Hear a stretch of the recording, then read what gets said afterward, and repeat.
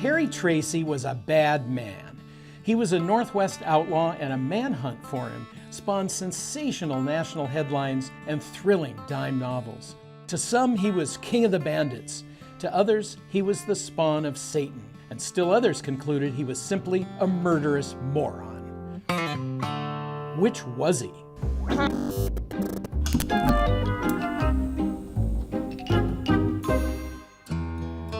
The Old West was dying in the early 20th century. It wasn't dead in the Pacific Northwest, where train robbers, highwaymen, and rustlers were still abroad. People seemed to be of two minds about it. Most wanted law and order, yet others seemed to thrill at those who defied the new norms of civilization. The romance of outlaws like Jesse James was alive and well in the titillation that Harry Tracy provided. Perhaps the wildest of the closing chapters of the Old West happened in the summer of 1902 when two robbers, Tracy and his partner in crime, David Merrill, shot their way out of prison in Salem, Oregon, and they disappeared into the Northwest wilds. Tracy became the most famous of the two, in part because not long after their escape, he shot his partner Merrill in the back near Napavine in southwest Washington, and he traveled on alone. Tracy's pedigree was this. He was a troubled lad from Wisconsin who went west, rustled some cattle, and is said to have briefly run with Wyoming's infamous hole-in-the-wall gang of Butch Cassidy fame. He was said to have been a minor flunky, but later accounts inflated his role. Tracy's only real criminal superpower was his knack for breaking out of jails. He did so in Colorado, in Utah, before fleeing to Seattle and then Portland. He and Merrill committed a number of robberies up and down the Pacific coast. The two highwaymen were finally caught and jailed for an attempted robbery in Portland, where they broke out of jail, were captured, and sentenced to long terms in the formidable Oregon State Penitentiary in Salem. After a couple of years there, they broke out again with guns someone smuggled to them.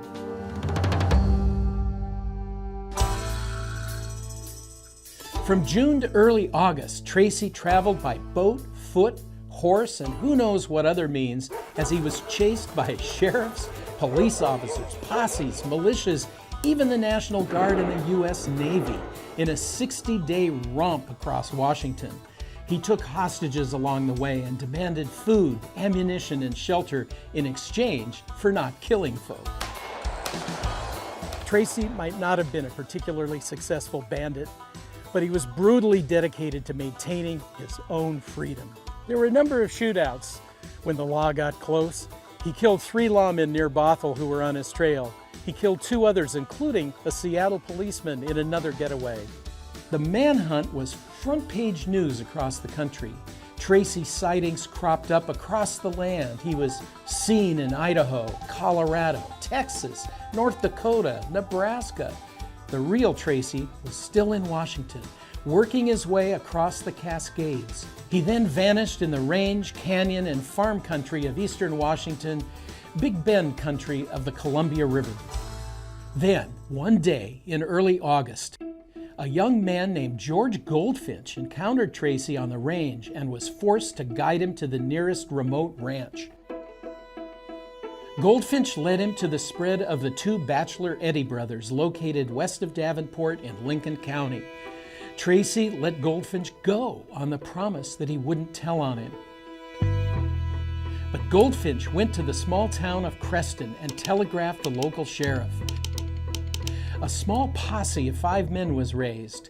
Could this just be another false alarm of the public's overactive imagination? It was not.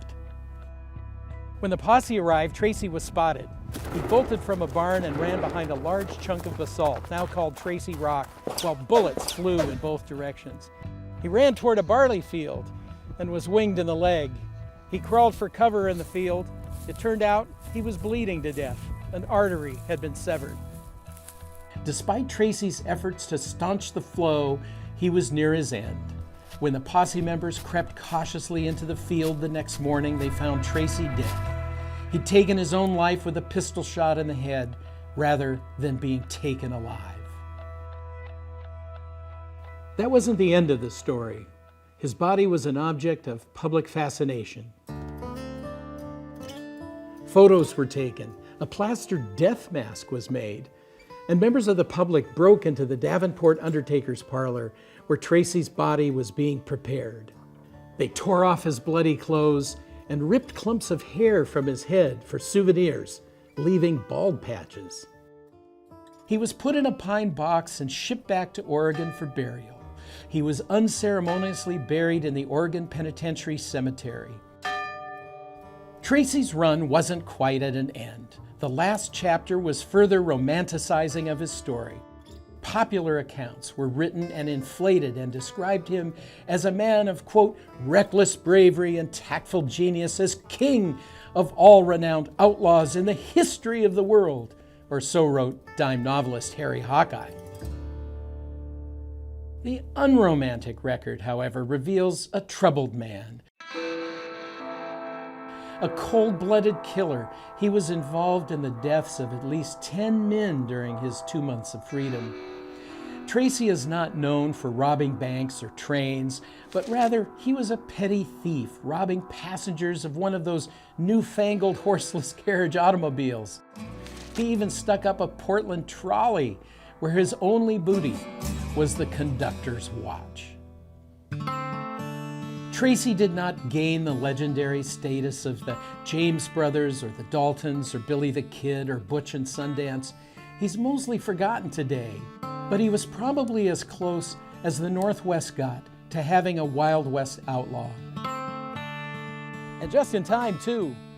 Sticking up horseless carriages and trolleys isn't exactly how we picture the Old West, is it?